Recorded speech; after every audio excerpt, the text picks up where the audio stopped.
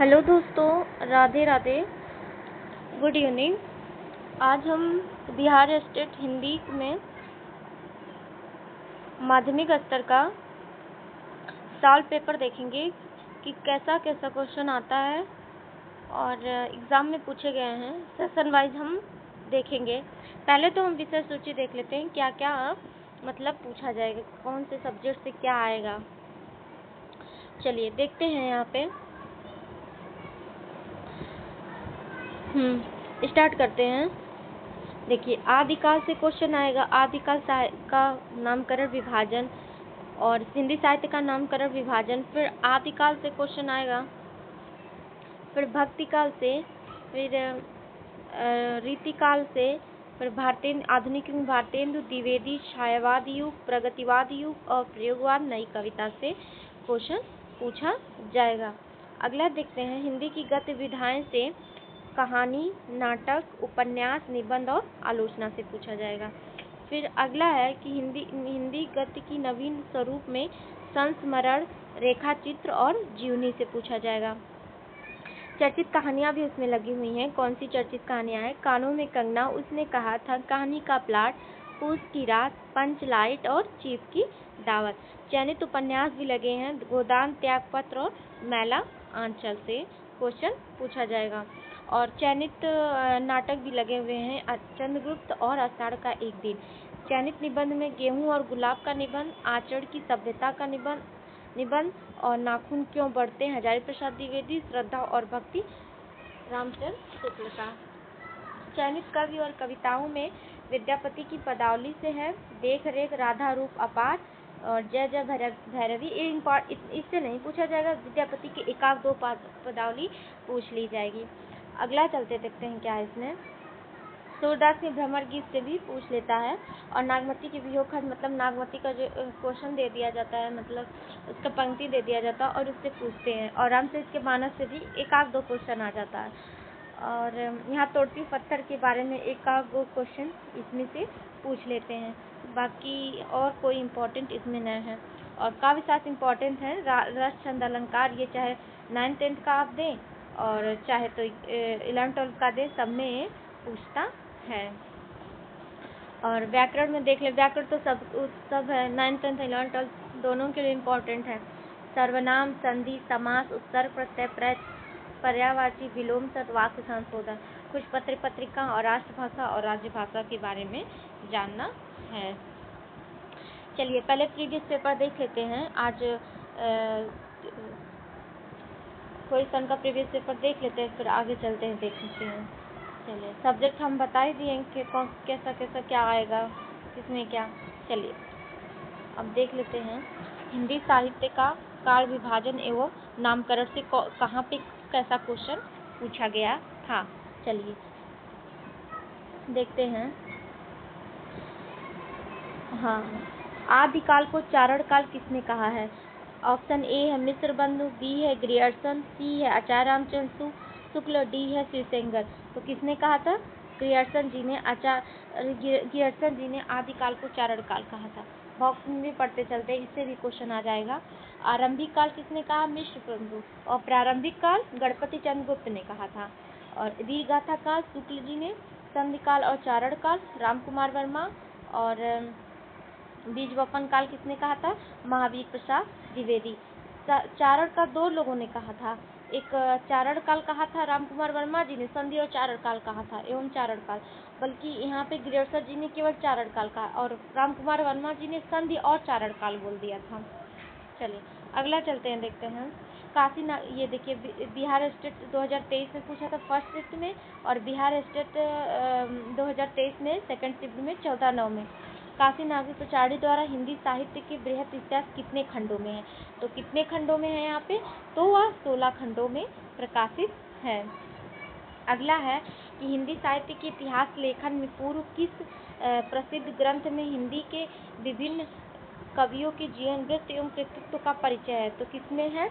Option A है Ramcharitmanas, B है बीजक, सी है 84 वर्षों की वार्ता कीर्तिलता। तो किसमें है? 84 वर्षों की वार्ता में मिलता है। चलिए अगला चलते हैं, क्या है, आचार्य रामचंद्र शुक्ल का इतिहास कर हिंदी साहित्य का इतिहास स्वतंत्र पुस्तक से पूर्व किस रूप में प्रकाशित हुआ था? तो किस में प्रकाशित हुआ था? हिंदी सागर की भूमिका। ऑप्शन ए यहाँ पे सही हो जाएगा। ये सब 2023 के सेकेंड शिफ्ट या फर्स्ट शिफ्ट में पूछे गए क्वेश्चन हैं। चलिए अगला देखते हैं, क्या है, अगला है 1918 से और 1936 के बीच के युग को क्या बोलते हैं? द्विवेदी युग बोलते हैं, छायावादी युग, प्रगतिवाद या प्रयोगवाद। तो 1918 से 1936 का छायावादी युग है, 1936 से 1942 का प्रगतिवाद, 1943 से 54 कालखंड प्रयोगवाद कहलाता है। 1900 से 1918 द्विवेदी युग, 18 से 36 छायावादी युग, 36 से 42 प्रगतिवाद और 43 से 54 प्रयोगवाद। श्रृंगार काल को रीतिकाल को श्रृंगार काल किसने कहा था? श्रृंगार काल किसने कहा था? विश्वनाथ प्रसाद मिश्र। ऑप्शन ए यहाँ पे सही हो जाएगा। चलिए अगला चलते देखिए, अगला चलते देखते क्या है, आचार्य रामचंद्र शुक्ल ने आधुनिक काल का समय काल कितना बताया है? कौन सा काल बताया है? कब माना है? 1857, 1843, 1865 या 1800? तो 1800 यहाँ पे 43 उन्होंने माना है। देखिए आदिकाल का संवत है 1050 से 1375, पूर्व मध्यकाल भक्तिकाल 1375 1700, 1700 से 1900, 1900 से 1944। अंधकार काल किसने कहा है आदिकाल को? तो कमल कुलश्रेष्ठ ने आदिकाल को अंधकार काल कहा है। चलिए अगला चलते हैं, देखते हैं क्या है, कवि का, हाँ इसमें है कि कवि का नाम यदि दुनिया में ईश्वर के कामों को न्यायोचित ठहराना है तो साहित्य के इतिहासकार का काम कवि के कामों को साहित्य इतिहास की विकास की प्रक्रिया में न्यायोचित दिखा सकना है। यह कथन किसका है? ऑप्शन ए शुक्ल जी का, रामस्वरूप चतुर्वेदी जी का, हजारी जी का और बच्चन सिंह का। तो किसका है यह कथन किसका है? तो यह कथन है आचार्य रामस्वरूप चतुर्वेदी जी का कथन है, रामस्वरूप चतुर्वेदी जी का कथन है। चलिए अगला चलते हैं, क्या है, सर्वप्रथम किस साहित्यकार ने विधेयवादी दृष्टिकोण से साहित्य इतिहास लिखा? तो किसने लिखा था विधेयवादी दृष्टि से? तो ये ऑप्शन ब्लैंक हो गया है, तो यहाँ पे ग्रियर्सन जी ने इसका उत्तर माना जाए, क्योंकि ऑप्शन में नहीं है। ग्रियर्सन जी ने विधेयवादी पद्धति से साहित्य लिखा, बल्कि ये सभी जो हैं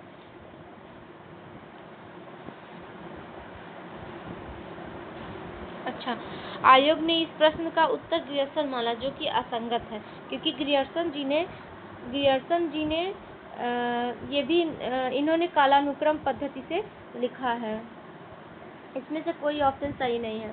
छायावाद का प्रारंभ कब होता? 1918। अभी हमने पढ़ा ना, 1918 से 1936 छायावादी युग आरंभ होता है।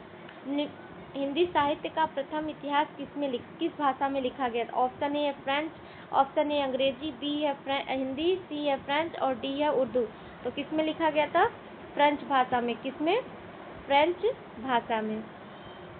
चलिए अगला चलते देखते हैं, किस आलोचक ने रीतिकाल को कलाकाल नाम से संबोधित किया था? तो ऑप्शन ए शुक्ल जी ने, बी है हजारी जी ने, सी है विश्वनाथ प्रसाद मिश्र ने, रमाशंकर शुक्ल रसाल। तो किसने कहा था कलाकार? रमाशंकर शुक्ल रसाल जी ने हिंदी साहित्य आलोचक ने रीतिकाल को कलाकाल कहा था।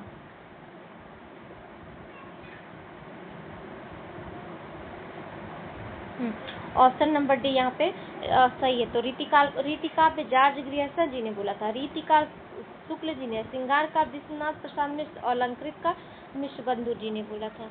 चलिए आगे चलते हैं, हिंदी साहित्य का आधा इतिहास किसने लिखा है? ऑप्शन ए है कि नीरजा माधव, बी है ममता कालियर, सी डॉक्टर सुमन राजे, डी है मृणाल पांडे। किसने लिखा था? डॉक्टर सुमन राजे ने आधा इतिहास लिखा था।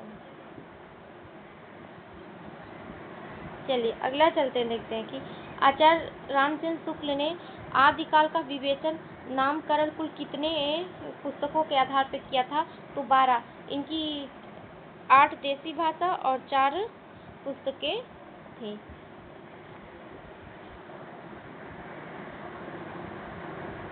देखिए इनकी 12 पुस्तकों में विजयपाल रासो, हमीर रासु, कीर्तिलता, कीर्ति पताका, कुमार रासु, बिसलदेव, पृथ्वीराज, जयचंद्र प्रकाश, जयमन चंद्रिका, जस चंद्रिका, परमार रासु, खुसरो की पहलियां, विद्यापति की पदावली है। हिंदी साहित्य के उत्तर मध्यकाल का प्रवृत्ति आधार पर रामचंद्र शुक्ल ने क्या नामकरण किया है? तो रीतिकाल दिया है। चलिए आगे चलते हैं, देखते हैं।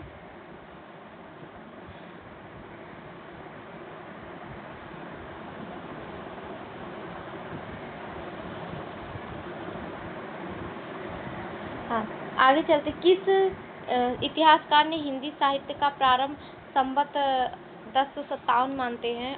ग्रियर्सन मानते हैं कि हजारी जी मानते हैं कि सेंगर जी की शुक्ल जी? तो किसने माना है 1057? तो शुक्ल जी ने 1057 ईस्वी माना है, संवत 1057 माना है।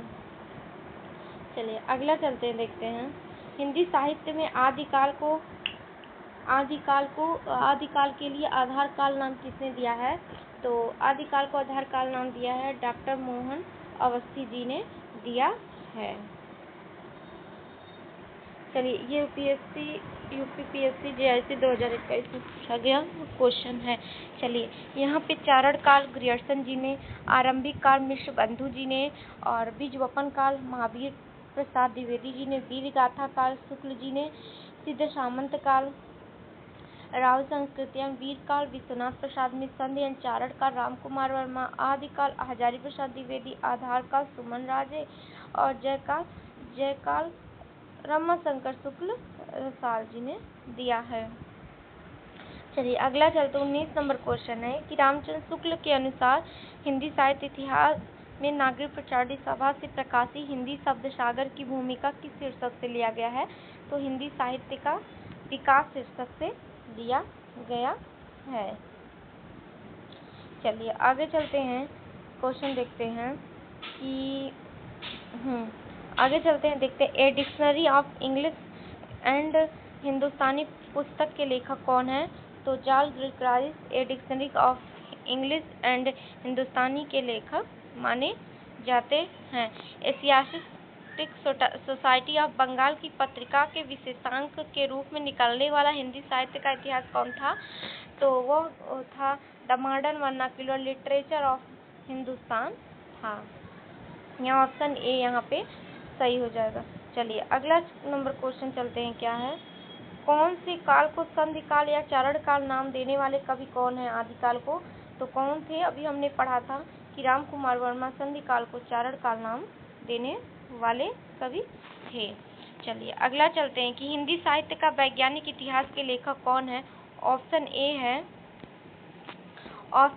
है नामवर सिंह, ऑप्शन बी है रामस्वरूप चतुर्वेदी, और ऑप्शन सी है कि राम कुमार वर्मा, और डी है गणपत चंद्र गुप्त। कौन है? तो ऑप्शन कौन वैज्ञानिक नाम दिए थे? तो गणपत चंद्र गुप्त जी वैज्ञानिक नाम दिए थे। कौन दिया था? गणपत चंद्र गुप्त जी वैज्ञानिक नाम दिए थे। चलिए आगे चलते हैं, देखते हैं। आगे है हिंदी साहित्य का बृहत्तम इतिहास। इस इतिहास ग्रंथ का प्रकाशन कौन किया था? तो कौन किए थे? तो नागरिक प्रचारणी सभा काशी से इस बृहत्तम इतिहास का प्रकाशन हुआ था। अगला नंबर क्वेश्चन है कि मिश्र बंधु ने रीतिकाल को किस नाम से अलंकृत किया? तो रीतिकाल को उन्होंने अलंकृत किया था, रीतिकाल को अलंकृत काल के नाम से उन्होंने बोला था मिश्र बंधु ने। चलिए अगला नंबर क्वेश्चन चलते हैं। हिंदी साहित्य को आदिकाल को सिद्ध सामंत युग किसने बोला? तो हिंदी साहित्य के सिद्ध काल को डॉक्टर राहुल संस्कृत्यायन जी ने सिद्ध सामंत युग बोला। चलिए अगला नंबर क्वेश्चन चलते हैं, क्या है? अगला 28 नंबर क्वेश्चन है कि हिंदी साहित्य का दूसरा इतिहास डॉक्टर बच्चन से, हिंदी साहित्य का 20वीं शताब्दी डॉक्टर बाबूश्याम सुंदरदास, हिंदी साहित्य का इतिहास लक्ष्मी सागर वार्ष्णेय, हिंदी साहित्य का आलोचनात्मक तो राम कुमार वर्मा। तो कौन सा ऑप्शन यहाँ पे गलत है? तो हिंदी साहित्य का जो 20वीं शताब्दी ऑप्शन यहाँ पे गलत माना जाएगा। चलिए अगला नंबर क्वेश्चन चलते हैं, क्या है?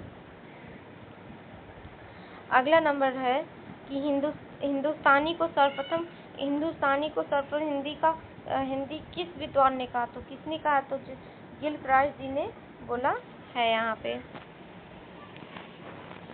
चलिए ऑप्शन नंबर यहाँ पे बी सही हो जाएगा। हिंदी साहित्य का आलोचनात्मक इतिहास किसने लिखा है? तो हिंदी साहित्य का आलोचनात्मक इतिहास लिखने वाले कवि कौन हैं? तो राम कुमार वर्मा जी हैं, कि हजारी जी हैं, कि डॉक्टर धीरेन्द्र वर्मा है, कि नलिनीलोचन शर्मा? तो कौन माने जाएंगे? तो ऑप्शन ए यहाँ पे सही हो जाएगा। चलिए आज 30 नंबर क्वेश्चन तक देखते हैं, कल क्वेश्चन देखते हैं 31 नंबर से क्वेश्चन। Thank you.